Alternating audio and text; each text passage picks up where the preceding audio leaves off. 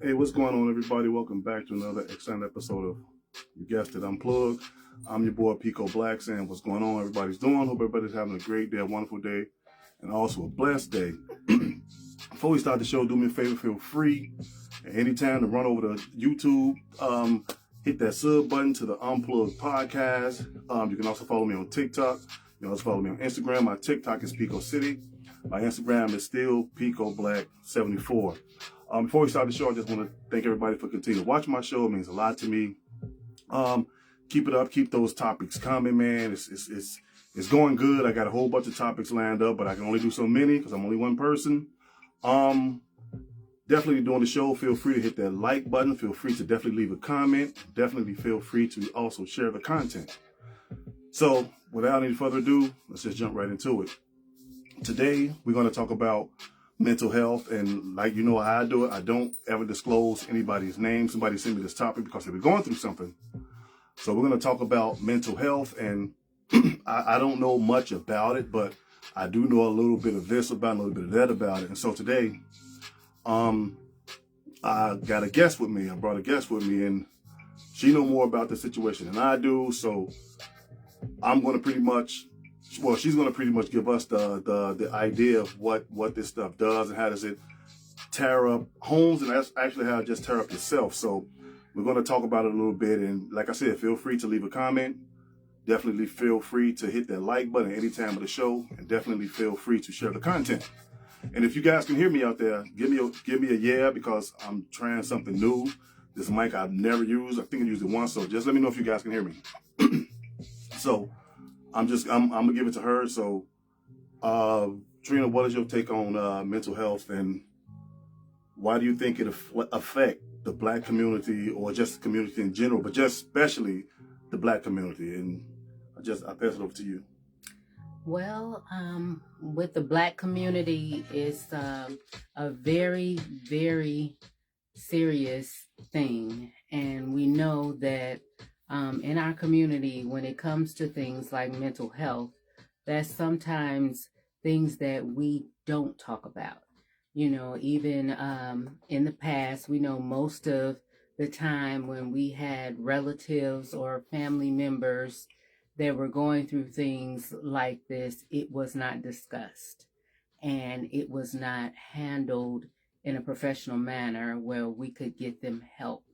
But now we have so many different support systems that will help us, so many different avenues that we can use to discuss it and, you know, really help each other, because it is not something that you need to be ashamed of. It's not something that you need to be afraid of, because more people than you know are dealing with these situations. They're dealing with mental health issues. We have schizophrenia, we have bipolar, and we have so many different. We have major depression. You have people who, you know, you have minor depression, and minor depression is considered when you maybe have lost a family member, and it's not something that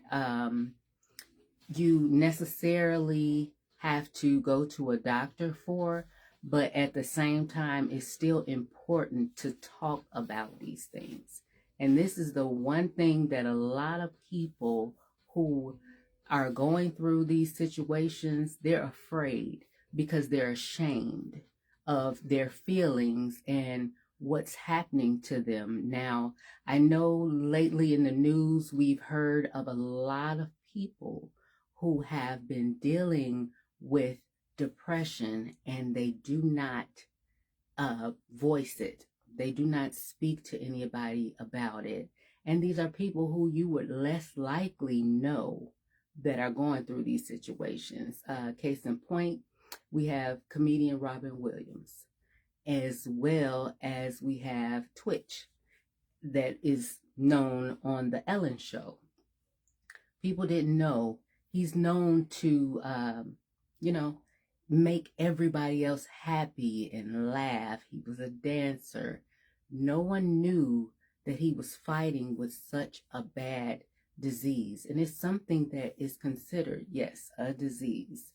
And we have to look at it and in that form. And the first thing that will help you to just get past it is to be able to talk about it. And that's the one thing us as a Black community, we don't do. We are afraid of that word mental illness. You know, nobody wants to say, oh, I'm suffering from depression, or I'm suffering from bipolar or anxiety or any of those things, because they feel that it's something derogatory, but it's not. It's not.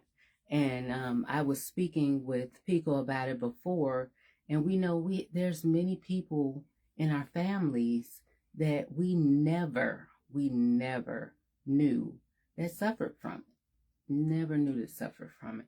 But now that we have so many different avenues to use at our disposal, even if you don't want to share it with your family, they have anonymous lines that you can call for those who who feel like they're backed into a corner and they're ready to do something to themselves or hurt themselves or their family members. And that's something that we don't want to happen. We try our best to see these things and catch these things before they happen. And yes, it's hard because these types of illnesses can, they might not show up immediately. You know, you might not see that this person is shying away from the family, or you notice that they no longer have interest in the things that they normally would like to do. And those are different signs that you can look at or just try to pay attention to when you're dealing with someone who has a mental illness. Now, it is very diminishing to the family because we are seeing more and more young people who suffer from mental illness, and they are afraid because, you know, everybody, to be honest with you, it's a joke in our community. It is a joke. You know, you hear a lot of people, they go around, oh girl, you just bipolar, or oh girl, you just this, you just that. And you'd be surprised how many people suffer from this particular disease. And that mental illness in itself, we have one that is talked about but not that much looked at, and that's schizophrenia. Now, schizophrenia is one of the more higher class of the mental illness, and that's something that has to have someone from the medical field to talk to this person and find out, you know, what it is that they're suffering with, they're dealing with, they're battling with, because this is what it is. It's a battle. It's a battle between the mind and the body. And when you have a battle like that, it makes it very, very difficult for you to express yourself about how you feel. So we really need to, you know, look at this even in our young teenagers, because they're being stressed at school. They're being stressed with dealing with their peers. You know, they're going through a lot. And the world that we live in, everybody's trying to live by a certain alma mater or a certain code. But as Black people, it is something when we can sit and see a family member deteriorate. And if we would just look a little closer instead of dismissing certain things, it would help us to understand it more. I mean, we have more ways We have the internet. We have so many things that we can go and just find out what's really the root cause of these problems. Now, more than less, a lot of people that suffer with bipolar disorder or that suffer from schizophrenia or that suffer from major depression or minor depression, these things, unfortunately, they have shown their face in the family. Mm-hmm. Now, you might not have paid attention to it. It may have been an aunt. It may have been, a cousin or somebody, and you see them and it's like, oh, okay, well, I ain't seen her in a while. How's she doing? What's going on with her? So it's really kind of hard when you deal with that situation. And I came on this show when I heard about the topic because I myself suffer from bipolar depression. And nobody that probably would see me would ever know. They would never know. But I am coming to you tonight to let you all know that this is something that's very, very, very important. Very important. Because we're losing too many of our Black people, our Black children, and if we don't address this sooner than later, we're going to lose more than we need to. Right. And really, it's just, we have to talk. And that's one thing that, unfortunately, as Black people and family, we get together, but we don't get together and talk about certain things that are very, very important. And that is something that's very important. It is.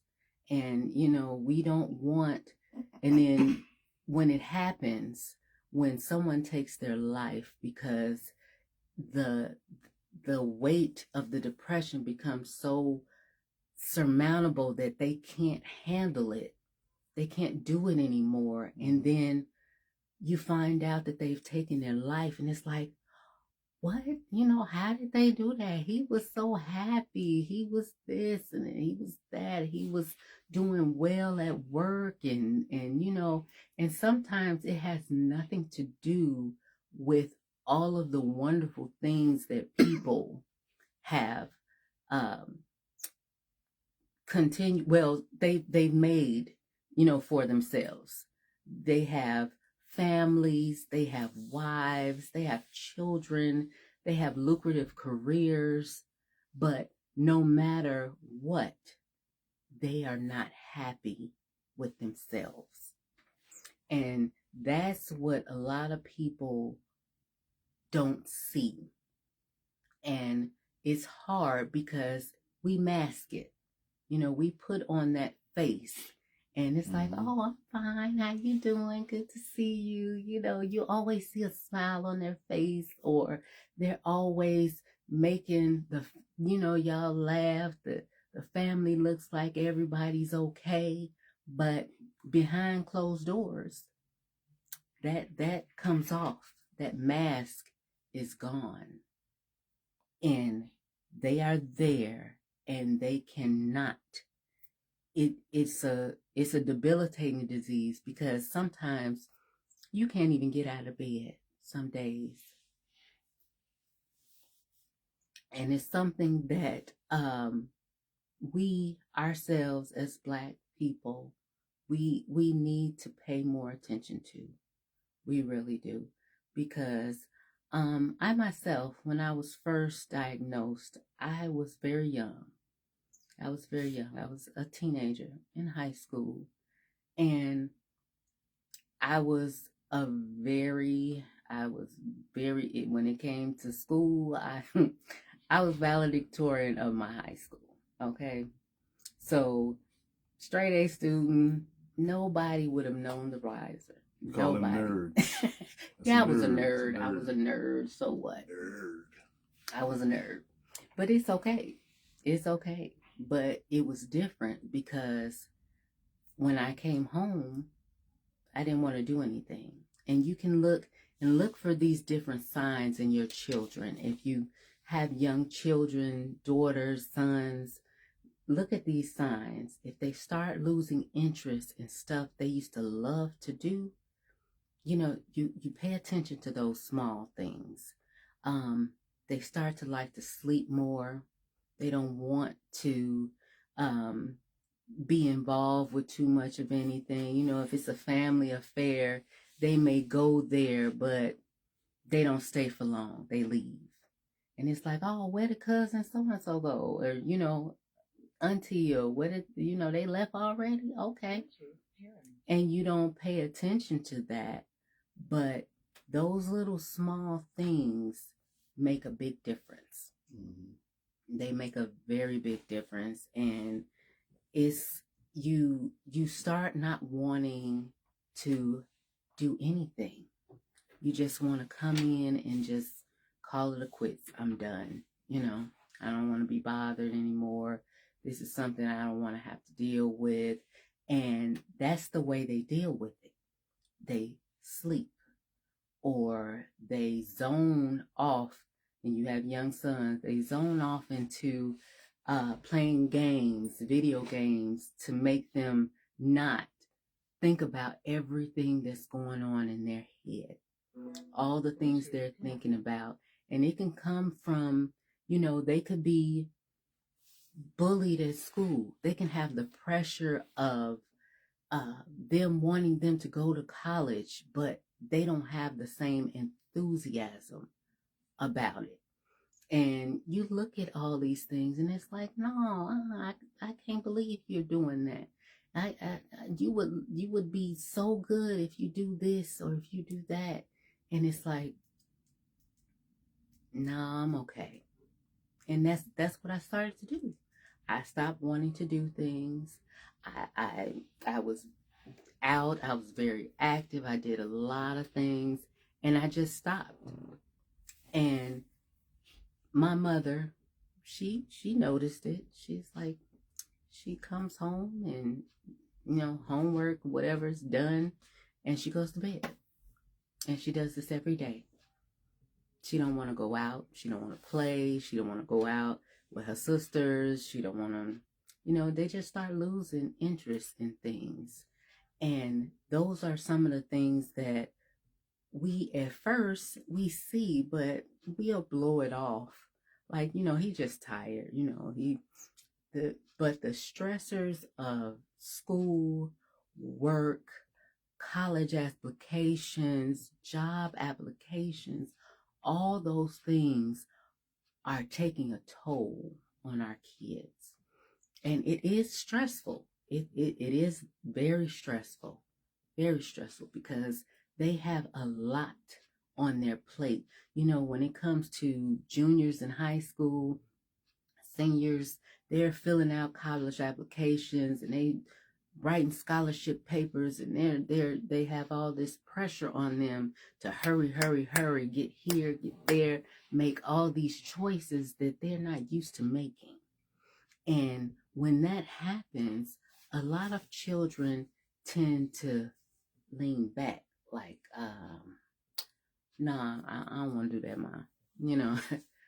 I don't want to go there. I'm okay. I just, let me do my drawing, or, let me do my comic book thing. Or, I have a lot of kids that have different interests that are not always what we as parents want them to be doing.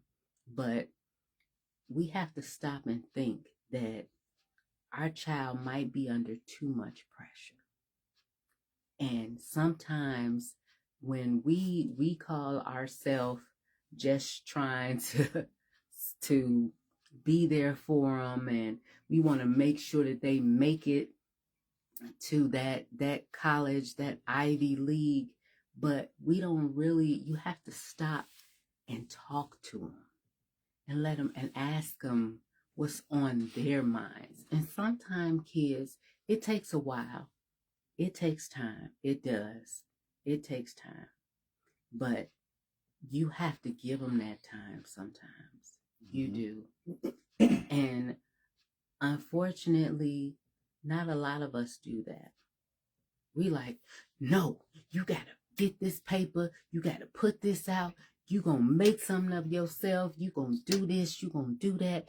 I want you to be the first one in our family to go to college. Do you know how much pressure that is on a child? Okay, we have adults that can't handle a 9 to 5. Okay, so think about a 17-year-old and you're telling him the weight of the family is on his shoulders because he's supposed to be the first one or she's supposed to be the first one to go to college. And so she's like, dang, I gotta do this, I gotta do that, I gotta be the number one in everything. Or we have those children that are in sports. Now, you know that's a big field for us as Black people in our communities. It's like we want our boys, we want our girls. Come on, you could do this.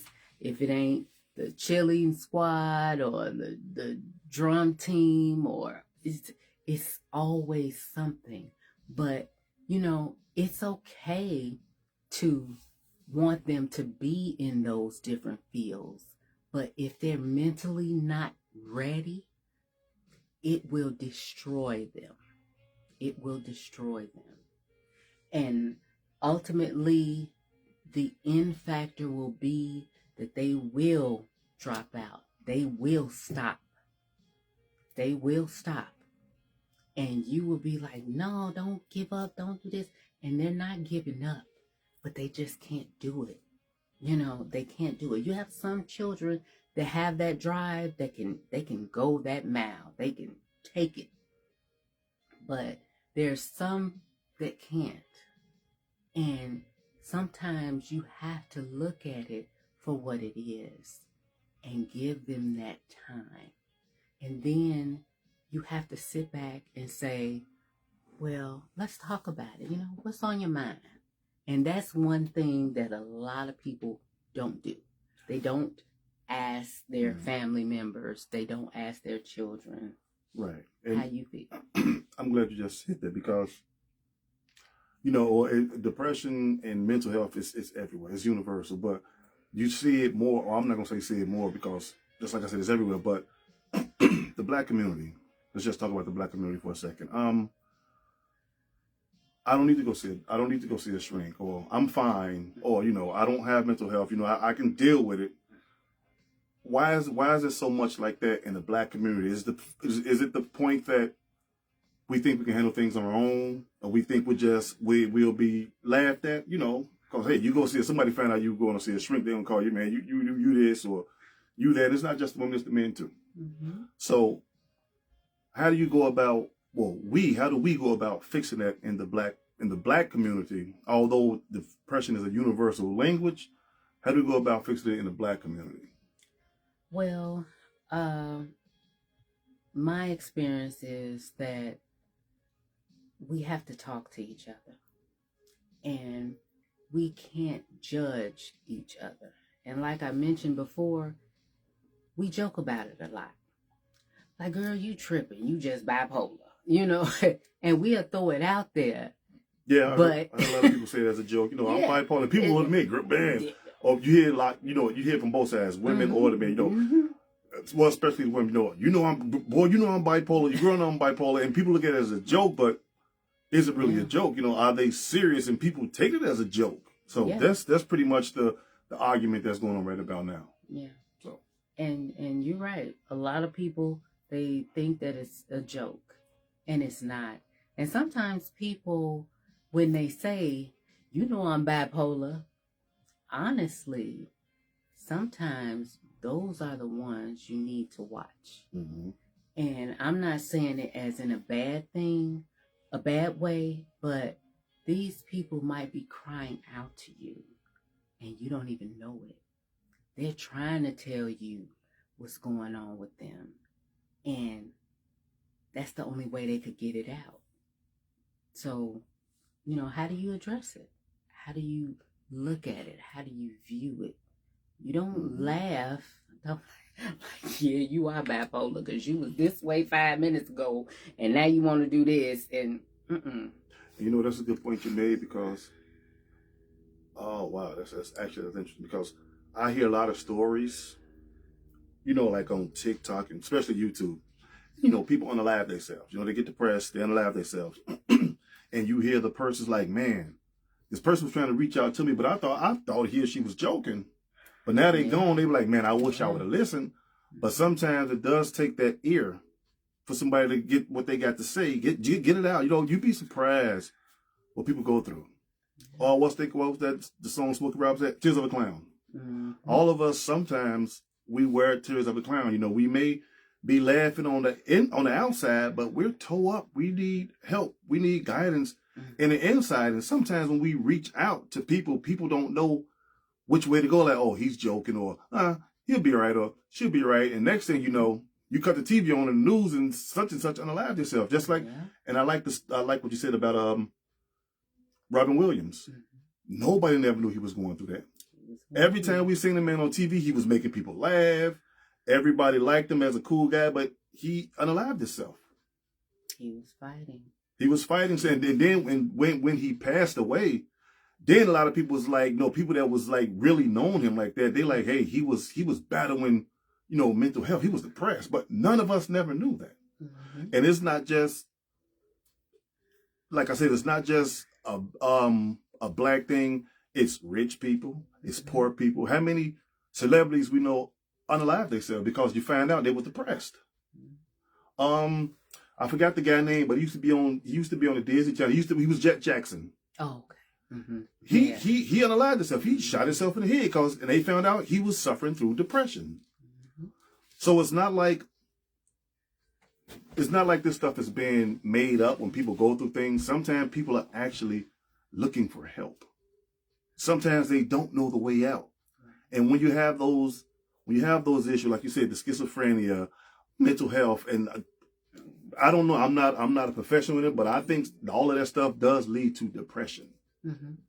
So, what would that Marcus say?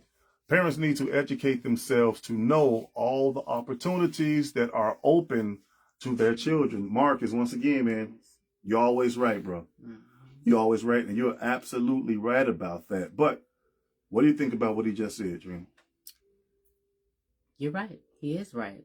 He is right. And the thing about it is those opportunities we look at as negative things. Exactly. When it comes to therapy, oh no, we don't do therapy. We don't need to talk to nobody. He could just talk to me and tell me, but you're not a professional. You can't see what that psychiatrist or that psychologist can see in your child, because your child honestly may be afraid to tell you how he really feels or she really feels, because most children are, because they don't want their parents to look down on them or their siblings, because when you mention that, Mom, I don't feel like it, Mom, or when they mention that, Mom, I'm just tired, I'm tired, and sometimes that word tired is a cry, and the question is, they're tired of what? Now you have some kids that say, Mom, I'm tired, Mom, I'm tired, and you ain't got no reason to be tired. You only 15 years old. You don't know nothing about being tired. But you will be surprised at what these children are mentally dealing with.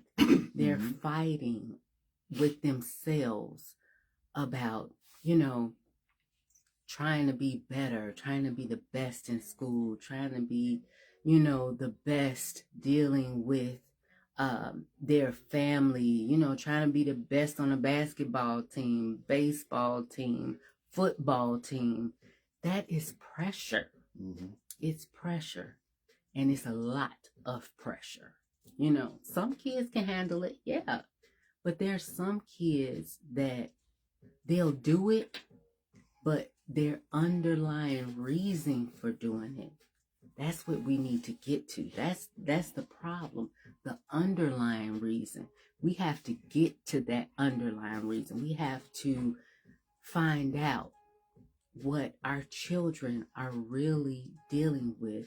And sometimes us as parents, you remember back in the day when you came in the house and your mama went through your book bag or went through your stuff in your room and you like, Mom, that's my stuff. Nowadays, these children are being left to their own devices. And that's True. the problem. They in their room with the door closed. You don't know what they doing. They got access to information unlimited. World, yeah. Yes, unlimited information. And we as parents have to take our time and, we work, we come home, we tired too. But as parents, your responsibility is your child. At the end of the day, my baby, I need to see what's going on with her because she in this room. She been in this room all day. So what is she doing? We got to investigate. We got to start digging a little deeper with our family. And we have to also start finding out our history.